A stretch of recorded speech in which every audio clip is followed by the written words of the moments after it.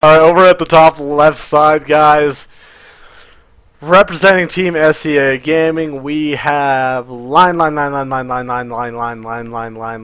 like how many lines is that? So we got 1, 2, 3, 4, 5, 6, 7, 8, 9, 10, 11, 12. So he's a 12 liner. So typically what that means, usually the 9-liners are the pros, maybe even the 10-liners, some of the top tier pros. But typically once you get a little obnoxious, you get a little over that 10 mark, you get about 12 lines, 11 lines in that barcode. Typically, no, that's not usually a pro player. Yeah. What does he mean? What does Hussein mean? Explain more. Explain more about what? What does he want me to explain more about? Anyways, over here at the bottom right side, representing our very own EXO team. This time, I know who it is. We have Nocturnal, aka Hussein, for those that see him. Explain more the build. I don't know what does it mean. Explain the build more. Is he gonna like watch over the VOD and like try to like figure out the timings and stuff? I don't know, man. What he wants. See, I'm just gonna cast. You know, I'm gonna do. You know what? I'll do me. Hussein does him. And then I'll do his sister. That's justice. No, I'm just kidding. All right. Anyways, guys, as we see, we're watching. Terran player looks to be going for a 1-rack expand at the moment. Again, I don't know with all the barcode name. I don't know who the heck it is, so I can't actually identify the player. Again, when I did see the account, his record was 40-19, but again, don't get that too skewed with that number because it is a brand new account. So definitely I'm going to assume if a Masters player had to go with the new account, he's definitely going to come out with a better record, a better MMR. Definitely having to go through maybe some of the plats, the diamonds to actually get into Masters. I actually don't know in any case where a player has actually gone straight from placements to Masters. I mean, unless it's like season 1 or something like that. So, explain the build more. Okay, you say his friends watching, so pretty much what. I don't know if he's gonna 4-gate. We shall see. I doubt it. Looks like he's actually using his Chrono Boost energy really well. Meanwhile, who's saying looking to be going for more of a 1-gate expand, potentially maybe Sentry expand, which is a safe style play. Right now he's getting a scout off. He's probably still looking around, placing actually the pylon over here. So. Might be going for a little bit of a proxy play, might be going for a little bit of a 2 base all in, maybe even a 4-gate pressure. But at the moment, looking at it, he is pulling up a little bit of money. He does have the first zealot popping out. As soon as the second stalker, as soon as the first stalker is out on the way, he should be throwing down the Nexus. There's actually literally no reason for the Protoss player to actually not throw down the Nexus a lot sooner. This is a huge map, guys. This is a huge map in Tomb Valley for those that are new. And when it comes down to it, when it's MLG or GSL or TSL4 version, you're going to have no close positions. So the barcode of players here, Hussein could not be right over to his right, unfortunately. So that does make it a little bit harder. It does take a lot more travel time to actually get there. And so now we're watching, seeing as the first stalker is going to pop out. No, actually going to go with the Sentry. And ooh, look at Hussein getting a little tricky right now, dropping a couple gates over here. But it looks to be just actually a normal Sentry expand at the moment. He does not actually have a second gas yet, which is a little bit odd, taking a little bit of time before he gets that. And of course, right as I say that, he finally gets the gas. Meanwhile, the Terran player looking good with his economy, already with the 1-racks expand. Oh, I was about to say, I was getting excited. About to say, I'm like, I see the 1-rack expand, but then I saw there's four freaking barracks right here, and there's a lot of Marines out. Now, for those who don't know, who haven't been watching some of the Pro League right now play, this is very cute. This is actually similar to something Pro League play. We all watched it. We all saw it as it happened. Protoss are now getting greedier and greedier in the game, so they're usually taking Nexuses a lot sooner in the game. You guys have to understand that. They're taking Nexuses a lot sooner. They're putting a lot of being just really greedy, playing more of an economic style a lot quicker, in which eventually in the mid game that does pay off. So what the Terran does, he makes it look like a 1-rack expand, and this is what a lot of the Brood War pros did. And I couldn't believe my eyes because the timings just seemed so odd and weak. But the fact because the Protoss player is just going one gate expands or something like that, he actually gets a little caught off guard by a numerous amount of Marines just like this moving across the map. And now Hussein actually has to be on the run on the backside. He just doesn't have enough units to actually take this on just yet. And will he just go around for a base trade potentially? It's actually possible. Hussein's in the middle of the map right now, and 4 Stalkers are going to have to get rallied back to help defend all of this. Hussein, what are you in the world are you doing right now? Another set of Marines are on the backside with some bunkers set, so no SCVs were pulled at all or anything, and this Nexus actually could go down. Oh my god, what is Hussein doing right now? It looks like Hussein is just going to... No, he's actually going to be able to defend. So I was about to say, I'm like, Hussein could be in a lot of trouble right now.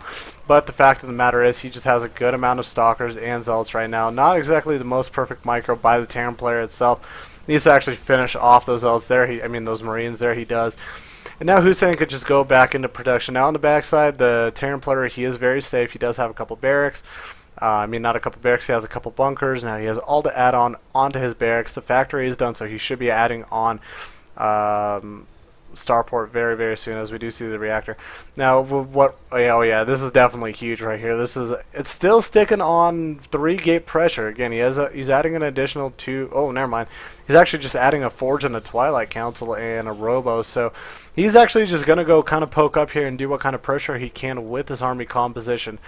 Now, I am surprised this is a little bit of a weak push. He's got to be very careful. Guardian Shield is going up, but again, this is not enough to actually take down this army right here. The bunker's just doing so much damage, and now the sentries are going to be left out and open, and he's got to back up. What is he doing? A little bit of poor decision making by Hussein, able to take down a bunker and about a Marauder, but that's about it. So, not very good trades right now for Nocturnal. Loses the sentry, loses a few Zealots under that. Does force some more units out of the Terran player, keeps his mind off expanding and macroing, and he hasn't sent his SCVs back just yet. But right now, there's a lot of variants. There's a lot of different things that Hussein could do. And oh yeah, look, 7 gates. Yeah, okay. No, it's not 7 gates. It's 5. It's 5. It's not even 7 gates. I don't know who. 1, 2, 3, 4, 5, 6. 6 gates. See, you're wrong. I'm wrong too. It's 6 gates. Easy there. Easy there, champ.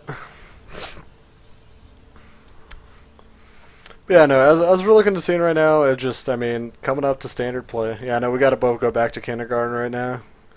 Get our counting down. I have an excuse, man. We've had wildfires here in Colorado Springs. Been traumatized. My ability to count is just not the same anymore. Probably not something good to joke about, but just...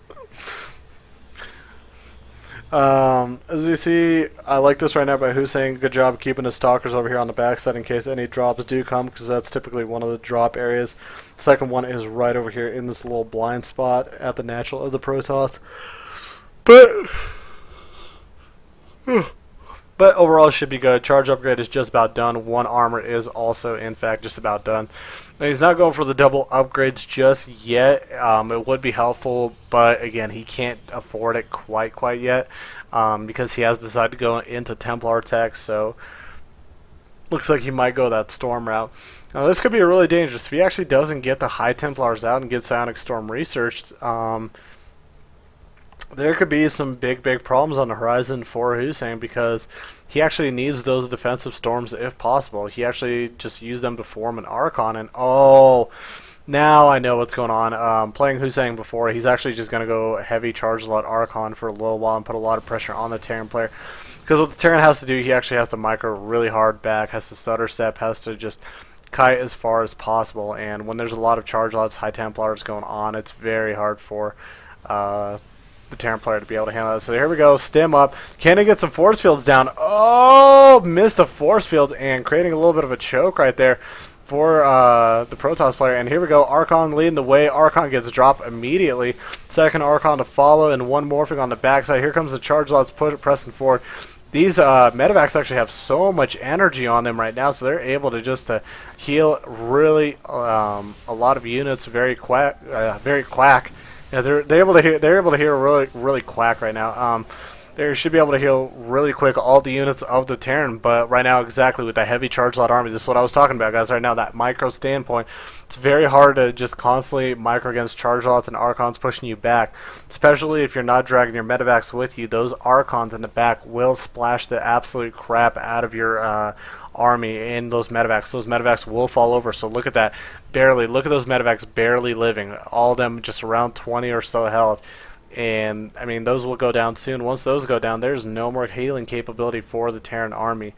And again, Hussein just can put on a lot of pressure now. He's bringing stalkers across the map. He's got, I mean, he's probably going to go check out, yeah, he's got even a pylon over here. Checking out the third, has a proxy pylon over here. He should probably maybe consider taking his third right now because he just has so much money right now. He's pulling up about 1,000 minerals. But you know what? He actually just decided to go for it on the front side over here before the bunkers could even finish, putting on a lot of pressure. A lot of zealots actually getting lost. Wow. Terran player actually sitting very safe at the moment, has ghosts out, able to hit some EMPs, and able just to put a lot of pressure on the Protoss army.